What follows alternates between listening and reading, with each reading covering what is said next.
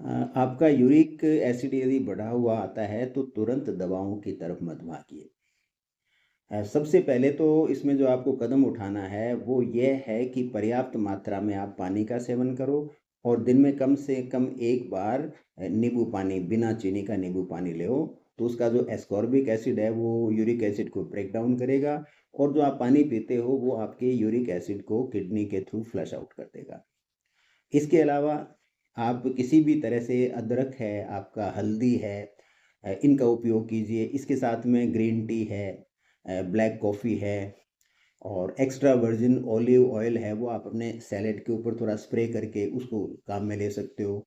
और इसके अलावा आप जो दालें हैं वो आराम से काम में ले सकते हैं। एक कटोरी दाल आप निश्चित रूप से सुबह शाम खा सकते हैं, उससे यूरिक एसिड नहीं बढ़ता। हालांकि आपके डॉक्टर्स कहेंगे कि ये मत खाओ, लेकिन उसमें प्योरिन नहीं होता है दाल के अंदर।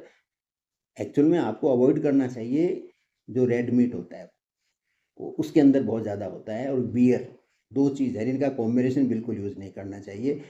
इसके अलावा जो इम्पोर्टेंट होता है वो जो आपके फ्रक्टोज वाली जो सिरप होती हैं, जो जो शुगरी जूसेज होते हैं, बहुत मीठे जो होते हैं, शरबत जैसी चीज़ें, उनको अवॉइड करो।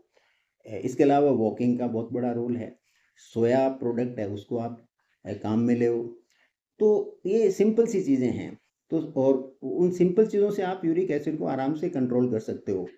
और इसके लिए मैं दवा का रिकमेंड नहीं करूँगा, क्योंकि जो इसकी जो दवा होती है वो सेफ़ नहीं मानते लंबे टाइम में। जो यूरिक एसिड की आजकल जो दवा यूज़ करते हैं उसको, अभी वो कंट्रोवर्सी के अंदर है, कुछ लॉन्ग टर्म यूज़ से साइड इफ़ेक्ट भी होते हैं। दूसरा, वो यूरिक एसिड कम भी कर देगी, तो जो मेटाबॉलिक प्रोसेस है आपकी बॉडी के अंदर, जो जिसकी वजह से यूरिक बढ़ रहा है, वो प्रोसेस तो कम हो ही नहीं ना।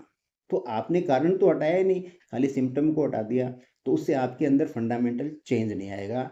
द फंडामेंटल चेंज आपको, ये जो मैंने चीज़ें बताई हैं उसका उपयोग करना चाहिए, और जो चीज़ बताई हैं कि इनका उपयोग नहीं करना चाहिए, उनको आप अवॉइड करने की बिल्कुल प्रयत्न करो। आपका यूरिक एसिड है वो सदा संतुलित ही रहेगा।